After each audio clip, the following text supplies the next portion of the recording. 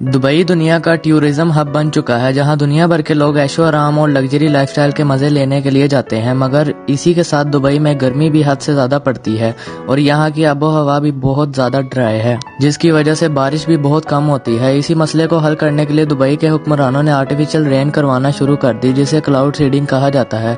Dubai में हर साल cloud seeding करके बारिश करवाई जाती है और क्लाउड सीडिंग 1982 से लेकर दुबई में अब तक करवाई जा रही है। इस साल 19 अप्रैल 2024 को ऐसा क्या हुआ कि जिस जगह बारिश करवाने के लिए क्लाउड सीडिंग का सहारा लिया जाता था, वहां पे अचानक इतनी बारिश किस तरह शुरू हो गई और इस बारिश ने सैलाब की शक्ल किस तरह इख्तियार की, जिसने पूरे के पूरे दुबई को डुबा दिया। वीडियो को शुरू करने से पहले हमारे लिए ये जानना जरूरी है कि क्लाउड सीडिंग क्या होता है और इसे कैसे इस्तेमाल करके आर्टिफिशियल बारिश करवाई जाती है। जब जमीन पर मौजूद दरियाओं और नदियों का पानी भाप बनकर जब ऊपर जाता है तो वो बादल की शक्ल इख्तियार कर लेता है। वाटर के ड्रॉपलेट्स बादल के अंदर जमा होना शुरू हो जाते हैं। जब ये ड्रॉपलेट्स इतने भारी हो जाते हैं कि बादल इनको अपने अंदर नहीं रख सकता, तो तब ये नीचे गिरते हैं, जिसे हम बारिश कहते हैं। लेकिन मिडल ईस्ट शुरू से ही एक ऐसा खित्ता रहा है जहां पर बारिश बहुत कम होती है और इसका रेनफॉल रेट भी बहुत कम है, जो कि दुबई के लिए एक बहुत बड़ा मसला था। मगर यूएई ने 1990 में ही अपना पहला क्लाउड सीडिंग का प्रोग्राम शुरू कर दिया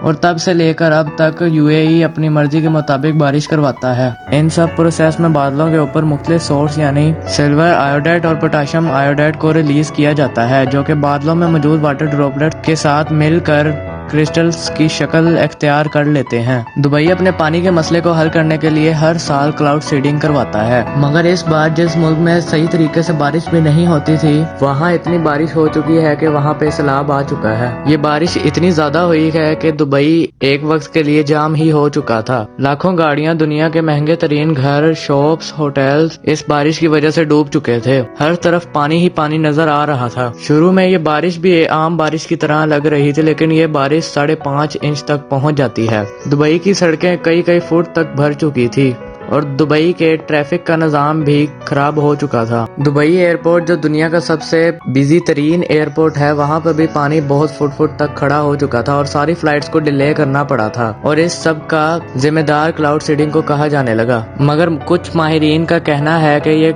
क्लाउड सीडिंग की वजह से नहीं, बल्कि क्लाइमेट चेंज की वजह से हो रहा है। यानी इंसान अपनी जरूरियात पूरी करने के लिए जो गलतियां कर रहा है, इसकी वजह से दुनिया भर का मौसम तब्दील हो रहा है और ये क्लाइमेट चेंज पूरी दुनिया का मसला बना हुआ है और अगर इसका जल्द ही कोई हल ना निकाला गया तो पूरी दुनिया इससे मुतासिर हो सकती है। मगर इस बारिश ने जितना नुकसान दुबई को पहुंचाया है, शायद ही किसी कुदरती आफत ने दुबई को इतना नुकसान पहुंचाया हो। इस नुकसान की वजह प्रॉपर ड्रेनिंग सिस्टम का ना होना है, क्योंकि दुबई में बहुत कम बारिश होती है। इस वजह से वहाँ पर ड्रेनिंग का सिस्टम मौजूद ही नहीं है, इसलिए पानी लोगों के घर के अंदर तक आ जाता है और इस पानी को निकालना दुबई की गवर्नमेंट के लिए बहुत बड़ा चैलेंज है। आज दुबई जितना मर्जी डेवलप हो चुका हो, लेकिन क्लाइमेट चेंज की वजह से इनकी सारी डेवलपमेंट हिल गई थी।